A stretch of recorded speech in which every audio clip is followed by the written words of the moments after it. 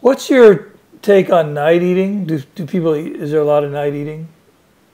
If it's night eating, is it in the sense that they wake up and they go get something to eat, Well, for or one they eat? person I know specifically, it's before he goes to bed. Okay. So what happens a lot, because those are two different things. Okay, that's good to know. Night eating syndrome is someone who wakes up and usually someone who wakes up and goes to eat. Well, Um, what do you do with that? well, do you want me to start with the one you're actually Yep, asking? okay. Okay. So for this friend of yours that eats before bed, Right, every night. with a lot of people is that they're really busy, really stressed through the day because even when they come home from work, and this may not be the case in your friend's situation, but there are things going on in the evening. So even when their day is sort of done, their stressful part, they may have children that they're trying to feed, and their spouse wants to have a conversation, and they need to clean something, or what they just feel like they're on still.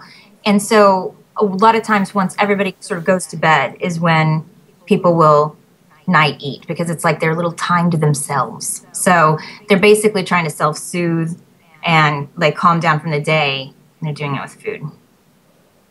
Okay, so what do you recommend? Well, I would recommend that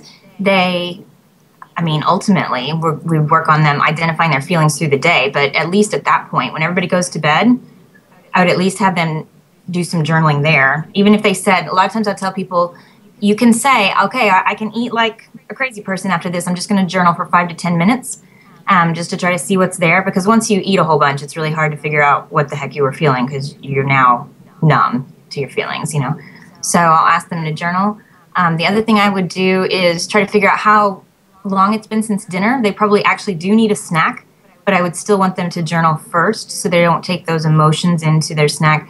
And then we would discuss some appropriate snacks and how to plate them and take them away from the kitchen and all that stuff, so that they're not just standing there like bare. Okay, very good. Well, let's go. Let's do night eating again, and so for people who get up in the middle of the night and eat, what do you tell them? So for night eating syndrome, almost always, this is someone who is restricting in some way through the day. They're either restricting carbohydrates or fats, but probably both through the day. And so their body is like in a biological way waking up and almost in a trance, like almost in a hypnotic state, like going and eating. So a lot of times night eating syndrome, people just wake up and see a bunch of wrappers and stuff. Let me let these crazy dogs out. Go live your dreams. So some people will wake up and find reasons and not have any recollection of, especially if they take like sleeping medication and stuff like that. Really? They wake up with no recollection of having eaten at night? Oh. And then I really have not seen night eating as only emotional. I've seen it linked with, so even if a person is at a normal weight and they appear well nourished and they think they're eating plenty of this and that, when I really start to ask questions, has this issue, and he's always restricting carbohydrates, and he's always, like worried about that, and then he notoriously wakes up at night and eats stuff, and I don't think he remembers it. So it's almost like drunk eating when you have those sleeping pills, because it's like it gives you enough of a decrease in anxiety to be willing to meet your needs. Okay, so with that kind of night eating, you try to work with what they're eating during the day so that the body's not needing to recover itself at night. Is that the strategy?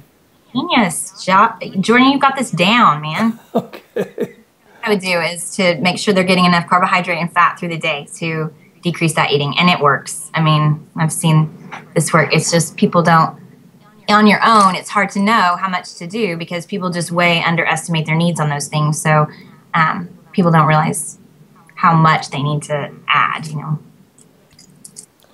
We've sort of, I don't like to use numbers, but we've sort of discussed that the average person needs like 60 to 80 grams of fat. Well, let's come back to that. So I think there was a stopping point there. Okay.